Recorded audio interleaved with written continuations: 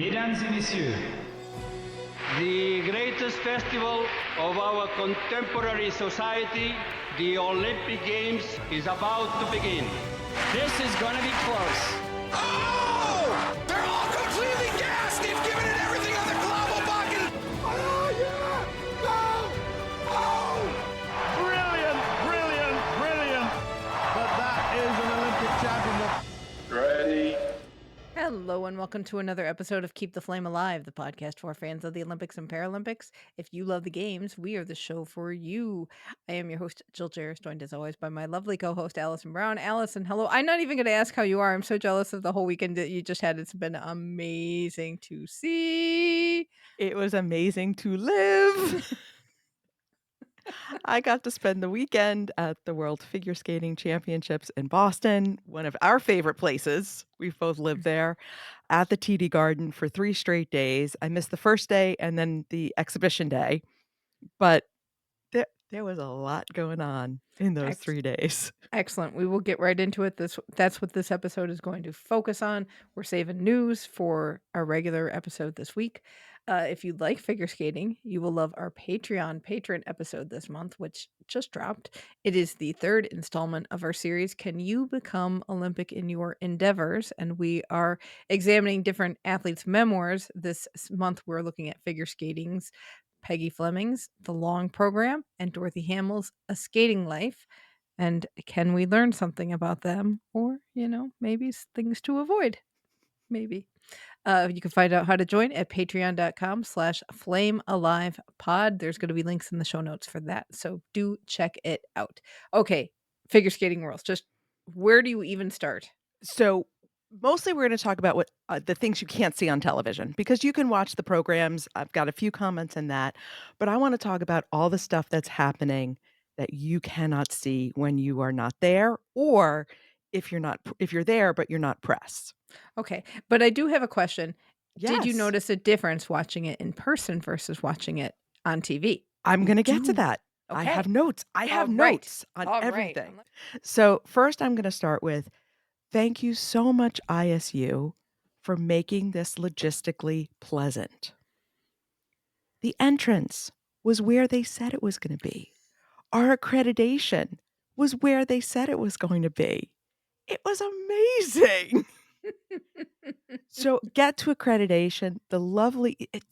Here's one thing. If you've ever lived in Boston, you'll know something about Bostonians. They are not necessarily the nicest people in the world, but they are so kind. So they will help you. So nice security guard. I did not get his name. He saw me coming. He said, "Are you looking for accreditation?" I said, "I am." He pointed me to the right door. I came out. He said, "Where are you going now?" I said, "I'm going to my hotel." He gave me directions. When I came back, he said, "What do you need now?" I said, "Where's my entrance?" He walked me. What? He walked me to my entrance in the loading dock. Oh, that's a Bostonian for you. Yeah, exactly. So all the accredited people, athletes, coaches, ISU officials, all the journalists went through one entrance, which we're not used to.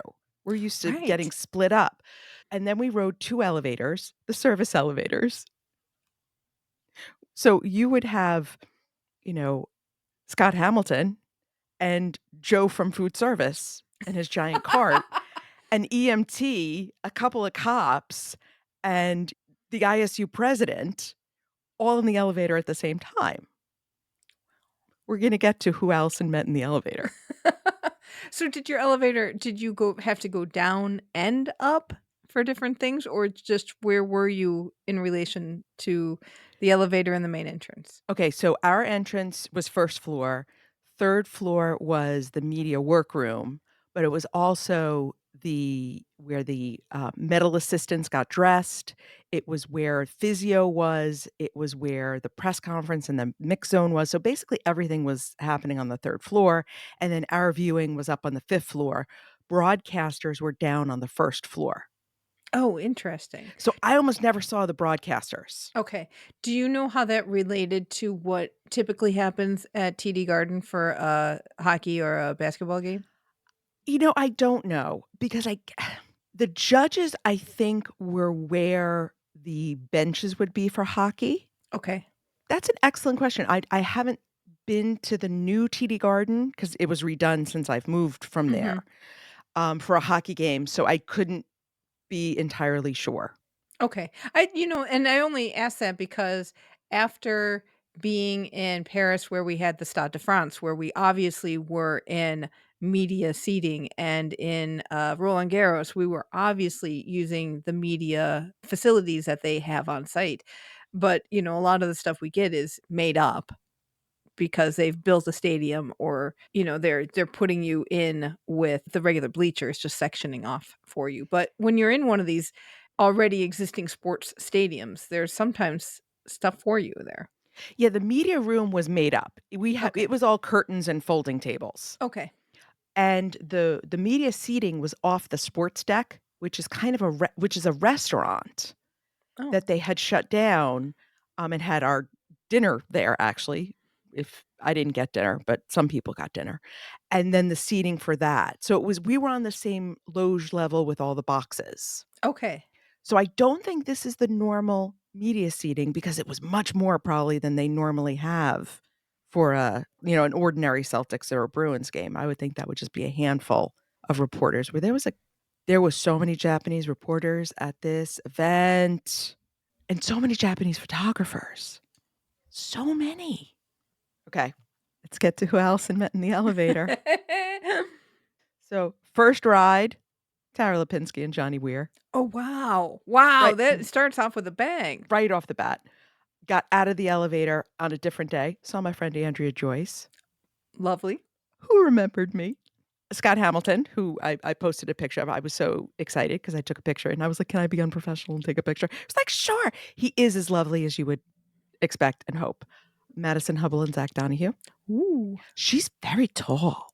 Is she? She is very, well, I know. I think everybody's tall. But for everybody else, she and Zach are like the same height, which really surprised me. Lots of competitors were in the same elevator. We were with all the skaters. I had a lovely chat with Olivia Smart, the ice dancer from Spain. She was lovely. Her partner, Tim Diak, rode his wheelie suitcase out of the elevator. But here's the one that's going to blow your mind. Eteri Tutberidze. What? What? What is she doing there? Is she allowed?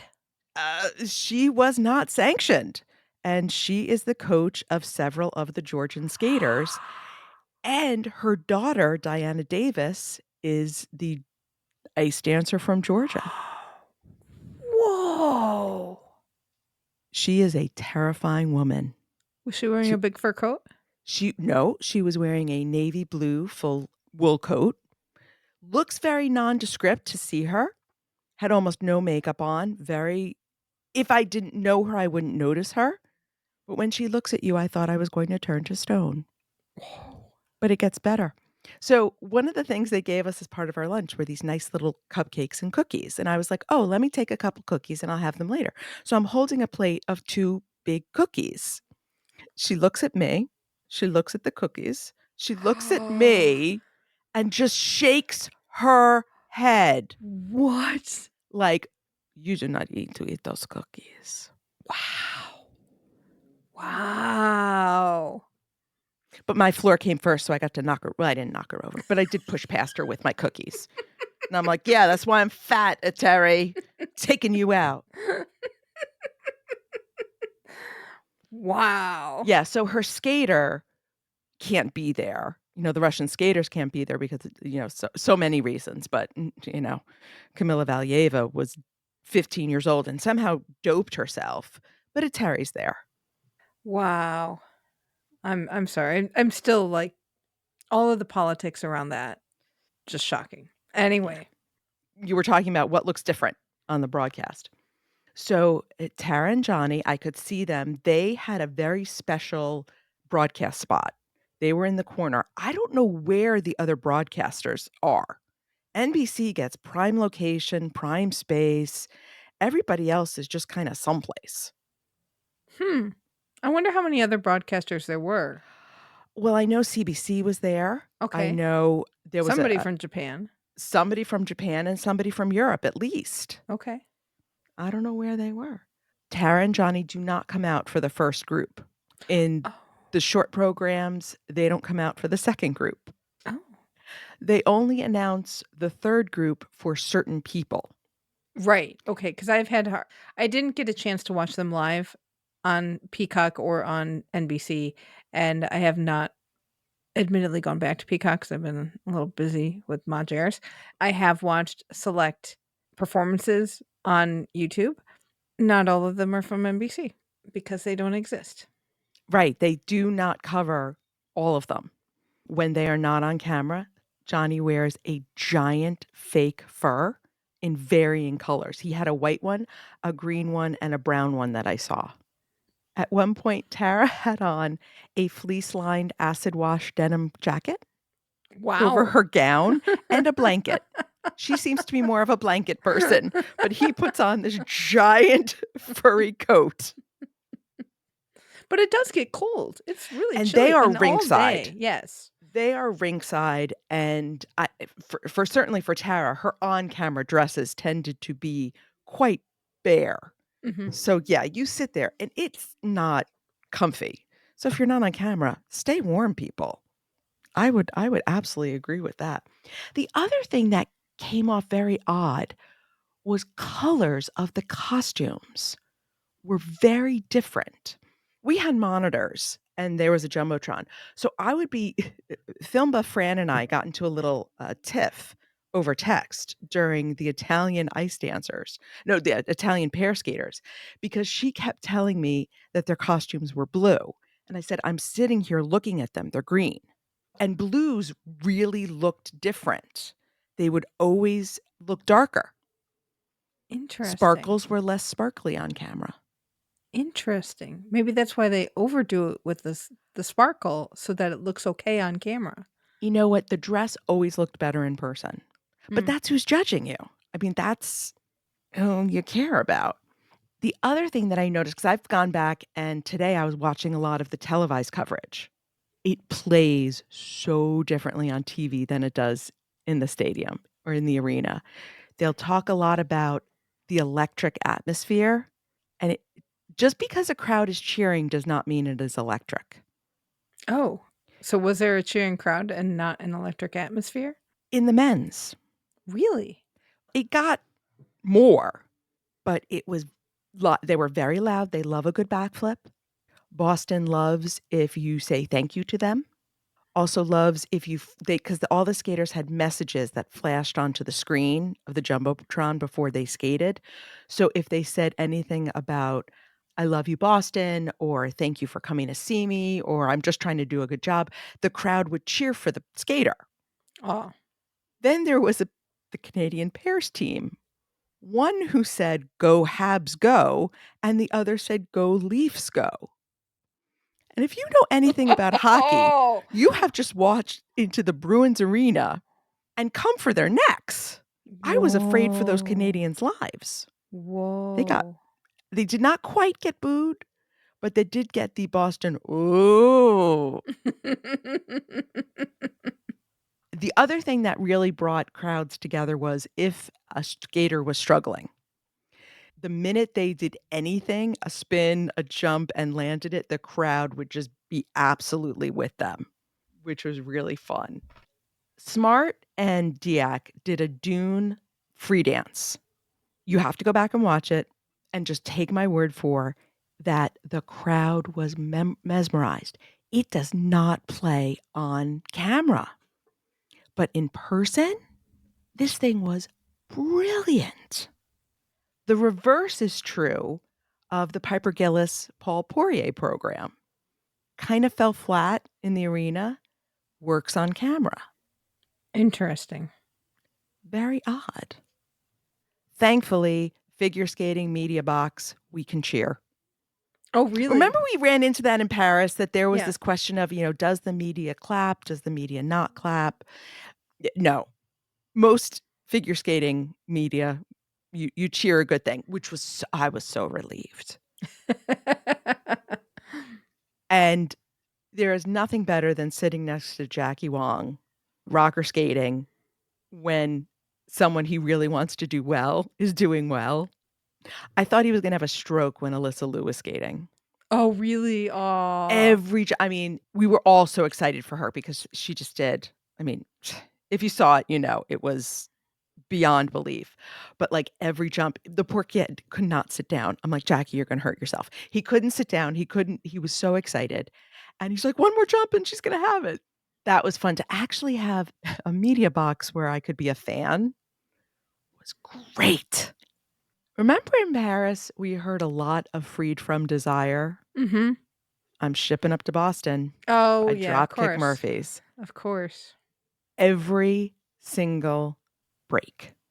So every single group of skaters that got introduced in every single session was shipping up to Boston. I was in, 5 sessions? Okay. With With about 12 breaks each set. at least. So maybe in another month I'll like it again. Okay. All right. Yeah, Fair. but yeah. Boston crowds, everything that you would want. They're good. It's a good place to have a skating tournament. It really is. It really is. And people the skaters liked it. Coaches were talking about it, kind of touch base with some various volunteers here and there. And everybody really was happy to be in Boston. I think that's why they keep going back. I mean, US Nationals have been there a bunch of times. Worlds was there in 2016. You can't complain. But I am going to complain because there was the Brian Boitano Lounge where you could have the Legends encounter. You know who wasn't allowed to have a Legend encounter? You. Well, anybody with a press pass. No press allowed. So I did have a Legend encounter when I met Scott Hamilton in the elevator. And then Gracie Gold, Nathan Chen, and Katarina Witt came down to the mix zone and did a nice. little event. But here was the best moment. So I'm standing chatting with one of the ISU volunteers, and we were talking local stuff and just how the program has been. And Katarina comes over and she says to her, "Oh, is this where I'm supposed to be for the Legends encounter?" And the volunteer very professionally says, "Oh, yes, you just need to wait right here. We'll be starting in a few minutes." She's like, "Oh, thank you." The volunteer and I look over at each other and start giggling like 14-year-old girls. Katarina Witt is so beautiful in person and just so lovely, unexpectedly lovely, and very ordinary. Like she didn't have people with her. Like she was just coming down and asked the volunteer where she was supposed to be. I loved that. Gracie Gold, poor thing, she had agreed to do this, didn't know what she was getting into. Was telling her person, I'm here. What am I doing? And just handled it like a trooper. Was absolutely great. She has a new beau who made several appearances on Karaoke Cam in between sessions. Let's just say he looked like he had had a few but hadn't. He really got into dancing on Karaoke Cam. I couldn't film in the arena because we weren't allowed to film. Right, but man, Karaoke Cam was something you didn't see, but I wished you could have. Big hit, I'm guessing. Ashley Wagner and Ben Augusto were kind of the in-house hosts. So they were on Jumbotron doing trivia games. And there was a wrong trivia answer. I almost lost my mind. How many other people lost their mind? I didn't hear any because you have to be an old person to know that this was wrong. The first night, it was ice skating history questions. And they had the absolute audacity to say that Torvill Dean won the first Olympic gold medal in ice dance. No, it was in 76. I start losing my mind and then realize, wait, I am completely overreacting because I'm not even playing the trivia game. It's it's for everybody else. But I'm like, what do you mean? They corrected it the following evening. And I'm like, yeah, that's right. That's right. 76. Not Torvill Dean. What is wrong with you people? We always talk about the medal assistants and their outfits. Mm-hmm. This one will get you. So first of all, the back of the jackets, because I'm not even sure any of the medal ceremonies were on Peacock. I didn't see them. It had the skyline of Boston on it. Oh, cool. Really nice. But here's what'll get you. On the inside of the jacket, it had a heart patch that they put on. Oh, for the plane crash victims? Dedicated specifically to Spencer Lane. was one of the young Oh. skaters who was killed on Flight 5342, the crash in DC, because he was a member of the skating club in Boston, who's one of the official hosts Mhm. of events at TD Garden. And I have some video of that, so I'll be putting that up of it on Instagram with the woman who was in charge of the costume room for them. They let me sneak in and Oh, take some nice. pictures and take some video and show a close up of those outfits. Really, really lovely. And they did a tribute of remembrance, which I was not there for. That was on Wednesday. I saw it on TV. Beautiful. It wasn't heavy. They didn't do a lot of that. Small touches here and there. Maxim Nemov performed. Both his parents were killed in the crash. So there were moments kind of woven into the program. When you thought of it, it was depressing and upsetting. Mhm. It was there. It was acknowledged, but it wasn't dwelled upon. So I thought they did a Okay. really good job of balancing that. I know Amber Glenn had a shirt, I think, with some dedications. Alysa Efimova and Misha Mitrofanov, the American pair, had the pictures of the people from the Boston Skating Club because that's where they're based Oh, okay. when they would sat in the kiss and cry. So acknowledged, but not dwelled upon. Really good job by people handling that. Okay, events. Yes. Let's get to events. So first time I got there for pairs free skate. There were no Russian couples, but there were a heck of a lot of Russian skaters. Do tell. Of the 40 skaters that were in the pairs final, 10 are Russian born. Oh, wow. And both pairs and dance, there's a lot of country swapping isn't really the right term, and partner swapping sounds completely different. But that is what it is. There's a lot of teams that cross countries Okay. in dance and pairs. I want to do some investigating on that because that was Okay. rough. But what was also interesting was at least 4 of the women's single skaters in the finals, also Russian born, representing other countries. Interesting. Don't know when they changed countries. If it was Something to before, look into. something to look into as well. Something you cannot see on television is how cookie cutter the patterns are right now in pair skating. Oh. Nearly all the star lifts are done on the vertical directly across from the judges. Same Okay. spot. Side-by-side pair jumps. North side of the rink to the left of the judges. Pair Interesting. spins south side of the rink to the right of the judges. Over and over and over again. Interesting. Which gets kind of boring after a while. Exactly. And apparently it has to do with the entrances and exits in the code of points and how you get into things and out of things. And if you jump clockwise or counterclockwise, you end up putting these elements in the same place. Interesting. But That makes me want to talk to a choreographer then to understand, like, how do you make your routine challenging, fit the code of points, and be different so it's not the same, oh, this is the 10th routine we've seen that looks exactly the same with different agreed. music. Definitely. And you also can't see how fast or slow on the television that they are Mhm. skating because the Japanese, Miuri and Kaori, were so much faster than everybody else. Oh, really? Okay.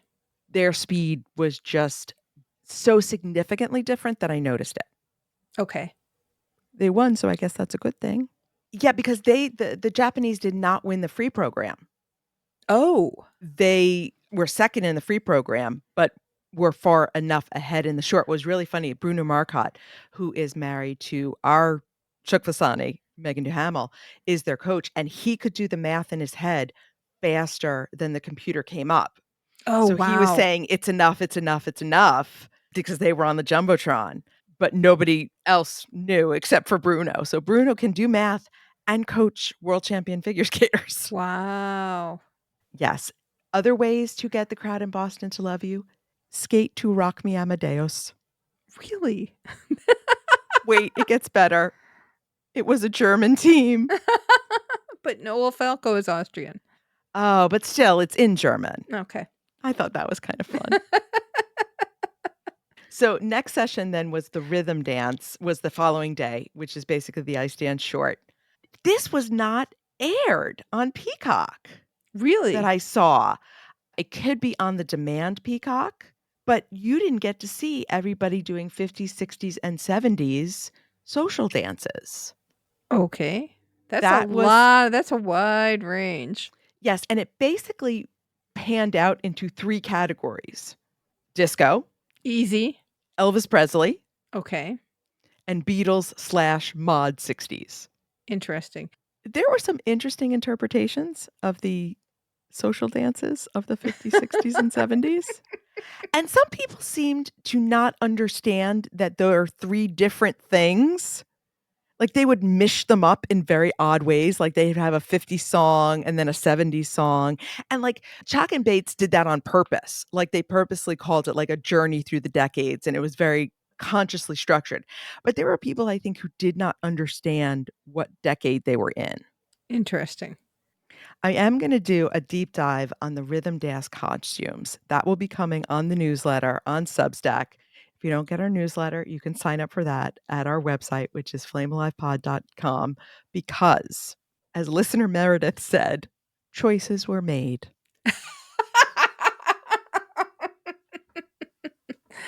I will be looking forward to this. Now, are these choices as in I don't think a choice would ever reach the Aboriginal appropriation. No. Nobody was Okay. offensive. Okay. Well, you can't how offensive can you get with 50, 60, 70s? Uh, Well, okay. I got a little concerned when somebody chose Jungle Boogie as their music. Thankfully, it went in the correct direction. And once again, some people have a little bit of trouble understanding that the 70s are not the 80s. Ooh. Yeah. But I do have a best dressed. Okay. And this was Phoebe Becker and her it's really her, because her partner, James Hernandez, was just along for the ride when it came to costumes from Great Britain. And in her short program, they did a Beatles routine. She had a beaded flower mod style dress. Oh, cool. Stunning. And she fully committed. She had kind of that bump it beehive top. Mhm. Yeah. Yep. Makeup, lots of eyeliner, and these giant white plastic sort of hoop Oh, earrings. cool. And then in the long program, they did a James Bond routine, and Okay. she had this absolutely stunning red dress. I will get photos to put in the show notes for this because they were gorgeous. The best part about it was I was able to tell Phoebe Becker that she was my best dressed in the elevator. And then she said to me, well, how is this decided? I said, I decided you committed in both routines to your fashion, and I loved it. But here was the best part, because I asked her then, I said, did the beehive throw off your twizzle? And she said, no, it was the earrings would slap her in the face. Oh, that's hilarious. And there were a lot of earrings because, you think 60s, you think those big gaudy earrings. And I'm thinking a lot of girls took some slaps to the face for fashion. Sure. Ice dance has the biggest difference between what you see on TV and what you have in person. It is fantastic to see in person. It is not boring. It is not cookie cutter. You see the different patterns they're skating. You see the different speeds, how close they are together. It was so much better in person. That's why I liked it at Beijing, I think. Just watching it in person is so different. Deepness of the edges. I'm like looking at some of my notes that I wrote, how far away the ice coverage. Oh my goodness. You can never tell how much ice coverage they're getting on television. In person, you can see it. Other thing you can see very easily in person is how much space there is between bottom and top in ice dance. And I mean that in the sense of you have like the 2 first groups that come out, kind of the lower rank Oh, skaters. The that third, kind of bottom and top. Jill, it was the 70s disco music, but it wasn't that kind of show.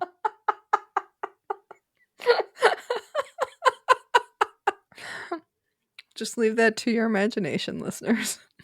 I mean, some of the lifts were interesting. Then you get to that last group who you expect to have the medalists, and then Chalk and Bates come out. Her long program dress was stunning. And you can't even see how stunning it is on television. The detail in the beading and the sparkle was 10 times as great. And they are so far and away better than everybody else. Like, are we even the same competition?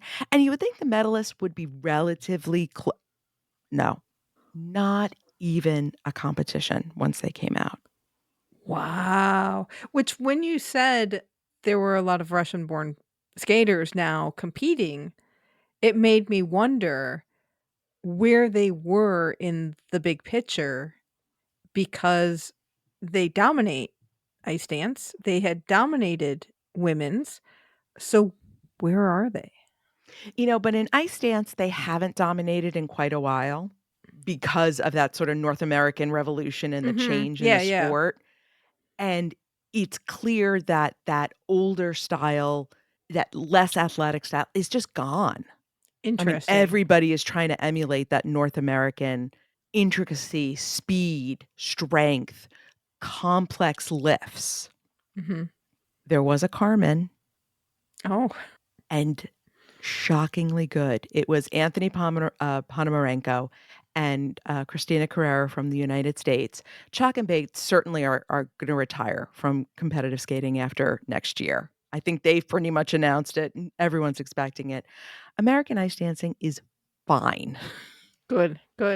Is fine, because if you can pull out Carmen the way these two did, unbelievable. Ponomarenko is the son of somebody we talked about with our Albertville shows, Marina Klimova and Sergei Ponomarenko, who emigrated to the United States in the mid 90s to become coaches. They are not his coach, which I think is good. He doesn't skate like either of them.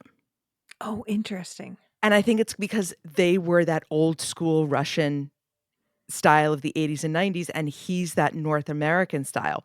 But then you see him make the face during Carmen, and he's his mother. It was wild. I'm like, what is happening? How is this possible? But yeah, and again, I think Peacock showed their performance because it was the American pair. Really, really good. Worth taking a look at, even though it's Carmen. And it was a new edit Oh, of okay. I don't know if this was, the epic edit, because somebody did use an epic edit of something, but they managed to make it work. So it was so much fun seeing ice dance in person. Sad that they stick both their sessions in the afternoon. Kind of had the smallest crowds because of it. And you had an American win. You would think we would get a little more love. It's hard because you got four categories and basically 3 nights, 4 yeah, so you have Thursday, Friday, Saturday. Somebody gets the shaft. Ice dance. Okay, then we got women's. Did you watch this? I've seen Alysa lose program.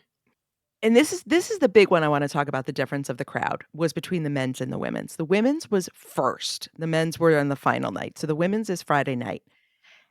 This crowd, it was sold out. It was full. It was loud. But the difference in the feeling of the crowd was so significant. This truly was an electric crowd. This was a crowd that if we could have carried the skaters on our backs, we would have. If these girls had told us to go march through the streets of Boston, everyone would have followed them. There was so deep a connection between the skaters on the ice and the crowd. And it was so different in the men's. The crowd was there to watch the spectacle. Oh, The interesting. connection between the skater and the crowd, it was like, I'm gone to see the gladiators versus I've gone to see my friends. And I want them to do Interesting. well. Interesting. The crowd absolutely lost its mind when Amber Glenn came out. And that definitely did not come across on TV, how emotional the crowd was for her skate. She had a very rough short program, was kind of trying to come back in the long program, had a good skate, not a great skate, but she did land that triple axel. And that triple axel in person is a sight to behold. Wow. Uh, so lucky to have gotten that. Kaori Sakamoto, everything I hoped for in a skater and in a human being. She went out, delivered a fantastic performance. She's had a rough up and down season. She had a shaky short program. It was good enough, but not what she wanted. Her long program, she doubled a few of the second jump. It wasn't a perfect program. It was very, very good. The crowd adored her. Oh, yeah. Just adored her. And then she comes off and they have a winner's chair. And you could see this on TV and they have to sit there. So or rather a leader chair. So she's the leader. This poor girl just kept crying. She cried when Wakabe Higuchi skated, who's her teammate. She cried when Moni Chiba skated, who is also her Japanese teammate. She lost it when Alysa Luke was skating. She kept alternating between crying and laughing. And they asked her about it in the press conference, and she still kept crying and laughing during her time with the Japanese press. And it was so genuine because she was doing this when the cameras were not on. She was doing this in the mix zone when they were waiting to go into the press conference. She and Alysa and Monet Chiba, who ended up with bronze, were still like laughing and hugging and holding hands and passing tissues to one another.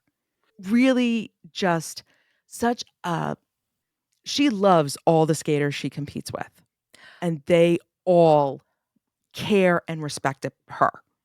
Unfortunately, the only video I could find on YouTube was a audience member of her long program because I wondered what happened in her skate that wasn't as good as Alyssa Luce.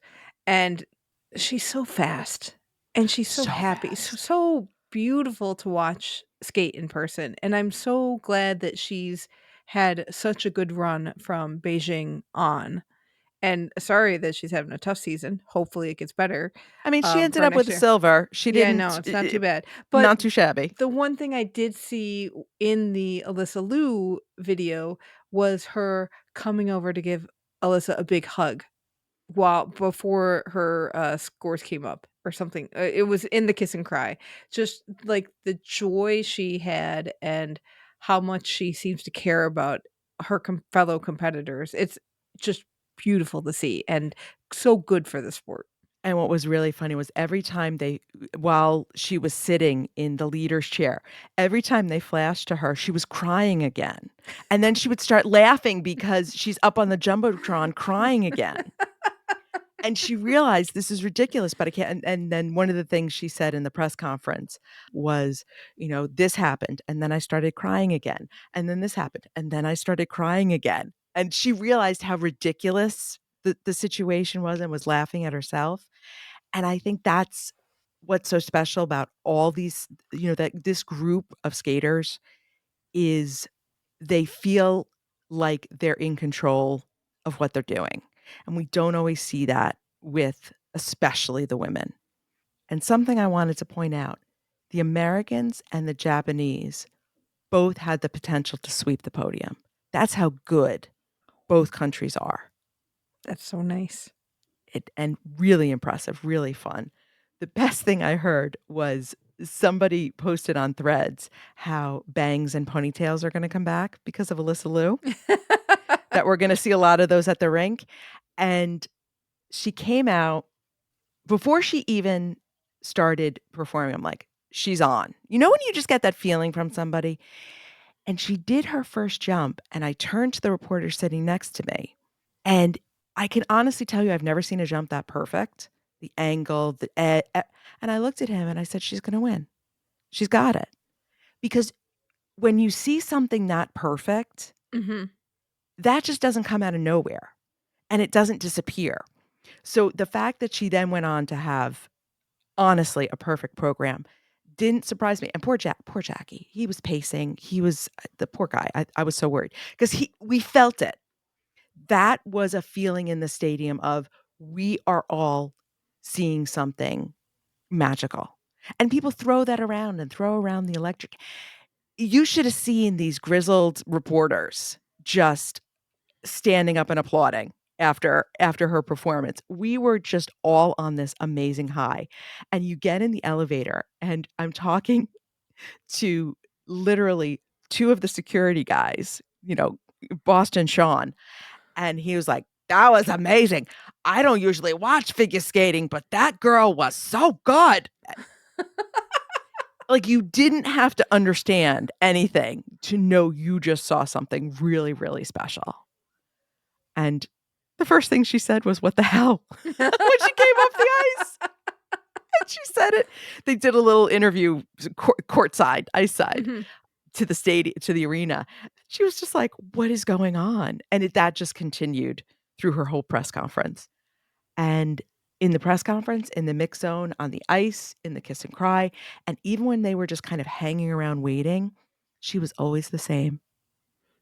I Very never nice. saw that turning on and turning off that we've seen many a time Right, from right. many an athlete. It's amazing to see, and I do feel so lucky to have been sitting in that arena for that performance, and I can't imagine what Milan is gonna look like.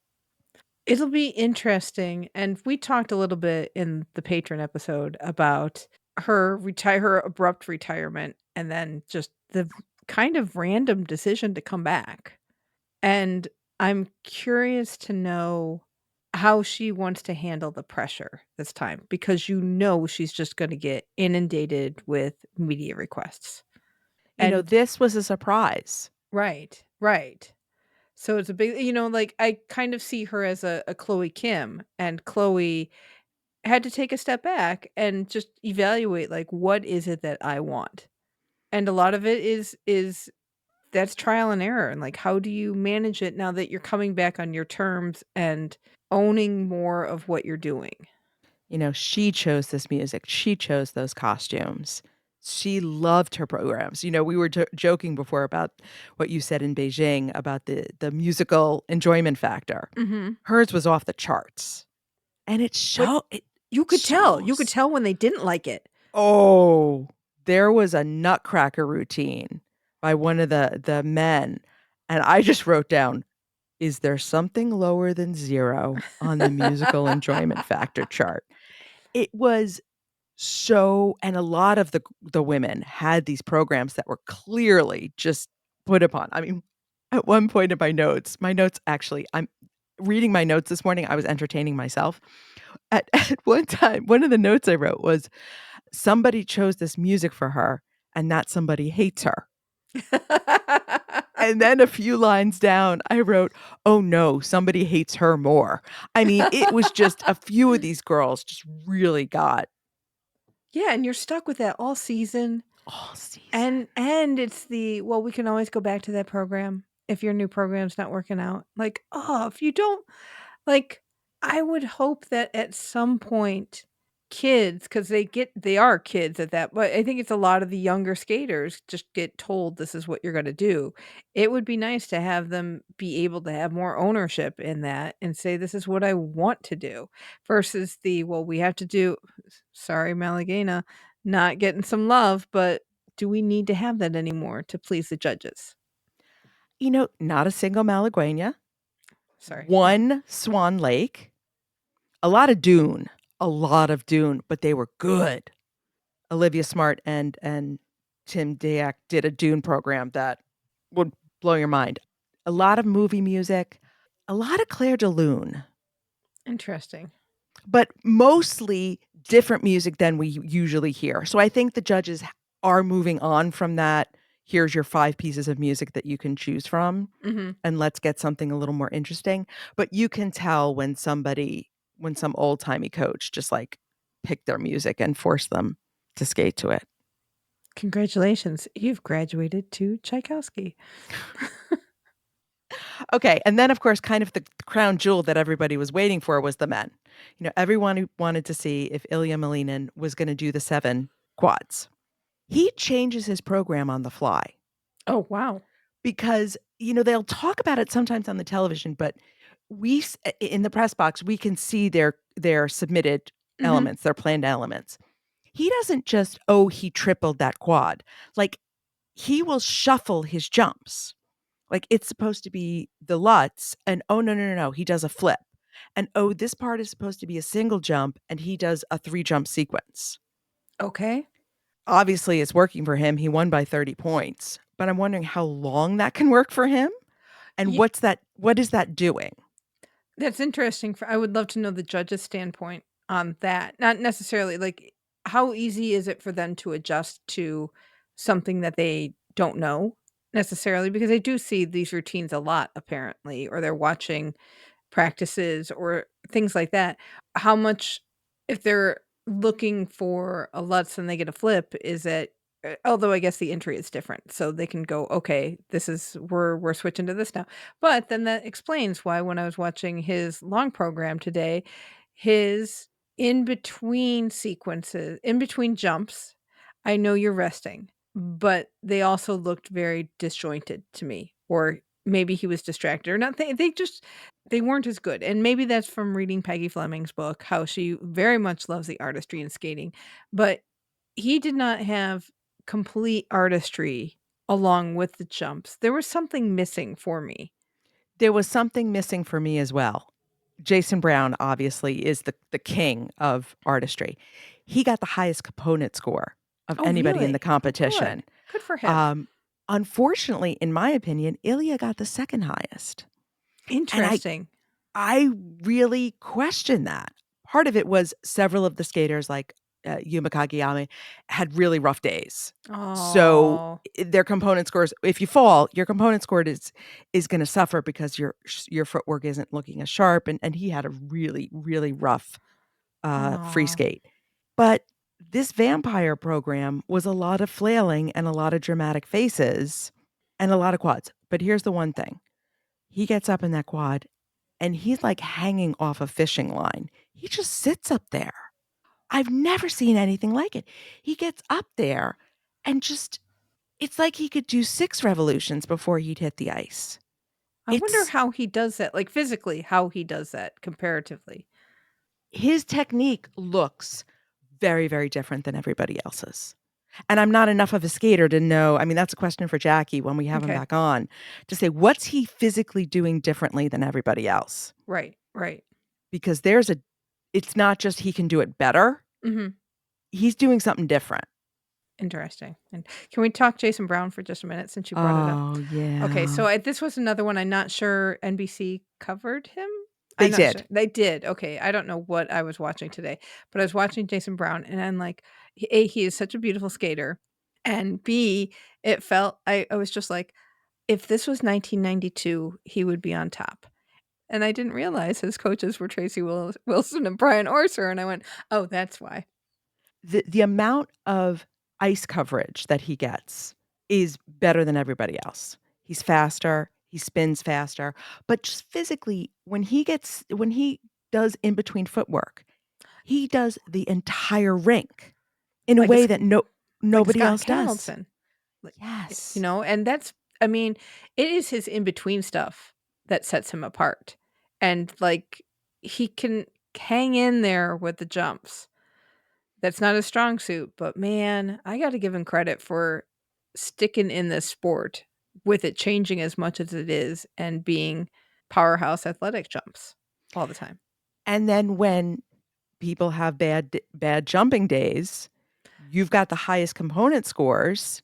That's why the US figure skating keeps sending him to these international competitions over some of the other skaters, because they know, okay, if you've got 4 or 5 quads planned and you have a day like Kageyama did where you don't land any of them, Oh, poor guy. maybe he landed one, but he certainly didn't get much technically.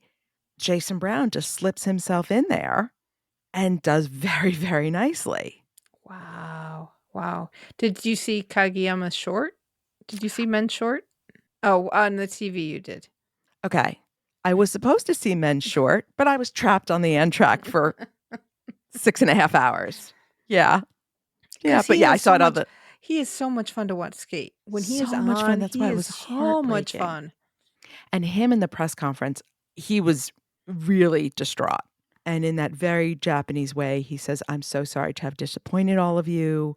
I'm so sorry to have come to the World Championships and delivered such a poor performance. I have to go back to the drawing board and start completely from scratch." And I'm like, "Yuma, just come here. I will give you a hug. It will be okay." And he's such a sweet young man with such a sweet, gentle spirit about him. And to see him struggle, even though he ended up on the podium, he said himself, "I didn't deserve it." Oh. Oh, that broke my heart a little bit. But you know who didn't break my heart was the silver medalist from Kazakhstan, Mikhail Shadorov. Great little kid. I can call him little. He's 20. I'm old enough to be his. I mean, even though Ilya is 20, he's not 20, right? He's that very worldly 20. Mikhail Shadorov is not worldly. He's very young.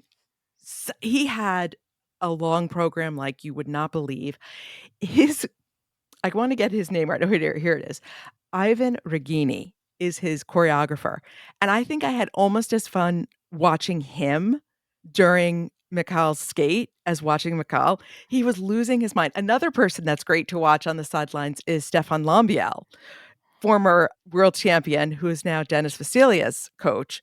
Denis Vasiliev had a long program for the ages. And the two of them, Stefan Lambiel goes up the steps of the stands, goes down the steps, runs across, Ivan Regini was just, he couldn't stay still. The arms were flailing. It was very Italian. It was fantastic. And just did this amazing program, comes off, wins a silver medal unexpectedly, comes down to the press conference. Who's Mikhail's coach? Alexei Urmanov, gold medalist from 94. Okay. Whoa. Yes, I know. Lovely. So Alexei and Ivan are standing on the side, like maybe 10 feet away from me, and Mikhail's up at the podium. And he's speaking Russian. I assume it's Russian. I apologize. And through an interpreter. So he's not trying to struggle with English or anything. But Alexei and Ivan are coaching him through this press conference.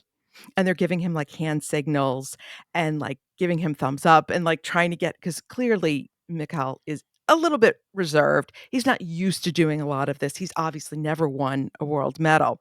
And they're just trying to encourage him. And it was very paternal. It wasn't aggressive. It wasn't like, I'm a scary coach. So I'm watching Alexei do this and I'm laughing to myself. He turns, Olympic champion Alexei Romanov turns, looks at me, sees me laughing at him coaching Mikhail. And I'm thinking I'm going to have another Eteri Tutberidze moment and this is going to be the end. No. Alexei Romanov, Olympic champion, smiles and winks at me. Nice. I'm like, because it was one of those moments where, he's our age, right? So, and I have just the way their interaction, it felt very parental and protective. Like he wanted his charge to do well in this press conference and he understood it, but not in a scary, like sleazy agent way. Right. Like in a very fatherly way. And he does. He looks like a soccer dad. He's got gray hair and his half glasses, but you can still see it's him, which is amazing. He's still handsome as ever. Did he wear big puffy sleeves? He did not wear big puffy sleeves. I was like, where are your cuffs, Alexei, and your gloves? But no, we had this moment where obviously I do not know Alexei Romanov, Olympic champion, and his puffy sleeves. But I was like, oh my God, we all want Mikhail to do well. It was really sweet. That was like my favorite moment. But the other hard point of the press conference, this is kind of the last note I have, was he mentioned Denis Ten, who was the last medalist from Kazakhstan at the Worlds. And Mikhail said how he wished Denis was still around to help him and to be able to ask him what this was like. And everybody in this room, full of very hardened reporters, got choked up. Because it was just this sweet, genuine kid saying this very sweet, genuine sadness of losing probably his skating hero. He was murdered in an attempted robbery when he was only 25. So skating lost something huge when Denis Ten was killed, but Mikhail lost his guidance in a way. It's not like Kazakhstan, I mean, yes, when it was part of the Soviet Union, but as its own independent country, Tennis 10 is the reason Kazakhstan has a skating program. He brought the skaters there. So that was just, and then Mikhail goes off in the exhibition and skates in a panda costume. So there's nothing this kid can do wrong in my eyes. And here's something. This is my last point. I know we're doing a ridiculously long show just about World Championships, and this is going to make you mad. They had the flags out down in the room where they repaired the costumes and got the kids ready. Supposed to be steamed. They didn't steam them.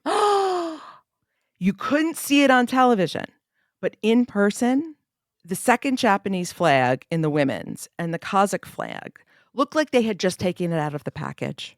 Whoa. And even, the flags that you were planning on seeing, like they knew there was going to be a Japanese flag, an American flag. They weren't steamed. Wow. Where was We're your watching steamer? you, Milan. Steaming volunteer. Steam your flags. Any competition. Steam your flags. Steam your flags. It's not that hard. I would have volunteered to do that. And it's not like they steam the American flags and not the other, and you're like, oh, they're being... No, none of them. Not just wrinkles, like the creases from being in the plastic packaging. Honestly, that was the only sour note that the championships hit the whole week. Well, that's good. I'm so glad you got to go. I am so glad I got to go too. Now I can sleep. And you had tendies with Jackie Wong. I did. Jackie Wong is famous for having chicken tendies. I did get we did not share the chicken tenders. We did not have them, I don't think, at the same time. But I did get myself some chicken tenders and French fries for the last night. And I think Jackie Wong was a little jealous of my chicken tendies. And you got to meet Shoklastani, or a friend of the show, Nick Zaccardi. I did meet Nick Zaccardi, and that's always a joy to be actually a voice and not or rather to be a person and not a disembodied voice. He had a rough day. He had to do multiple assignments in the same day, but he made it just in time for the men's. So that was the men's last group. So that was really good. Got to meet Paulina Edmonds. We were sitting and chatting at various points. So not going to argue about that. And I got a picture with Scott Hamilton, who could not have been lovelier. There you go. Excellent. And I survived Eteri Tutberidze's glare of death. You do not need to eat that cookie, you fatty. I think I'm going to go eat a cookie in her I'm honor. going to go eat a cookie. We need to develop a cookie recipe. Just call it the Eteri. Or it's a Tutberidze. Would that have some, I don't know, heart medication in it? Little powders sprinkled on top. So thank you, ISU, for being, I don't know, crazy enough to give me credentials for this event. Excellent. Well, we are in good preview mode for Milan Cortina. That will be great. So that is going to do it for this episode. Let us know what you think the competition will be like for figure skating at Milan Cortina. And we do love hearing from you. You can chat with us and our other listeners on our Facebook group, Keep the Flame Alive Podcast. You can email us at flamealivepod@gmail.com. And the voicemail and text line is always open at 208-352-6348. That's 208-FLAME-IT. And this week, if you want more Olympics and Paralympics, especially on figure skating, you can sign up for the newsletter at flamealivepod.com. And we'll have a link to that in the show notes. Later this week will be our normal episode day. We are going to do what we were supposed to do last week and take a look at the new IOC president, Kirsty Coventry, her background, and how we think she's going to shape the Olympics over the next 8 years. So thank you so much for listening. And wait, what? I forgot to thank Julie in the bar. Thanks, Julie in the bar at the TD Garden. All right. Thank you. And thank you, listeners, so much for listening. And until next time, keep the flame alive.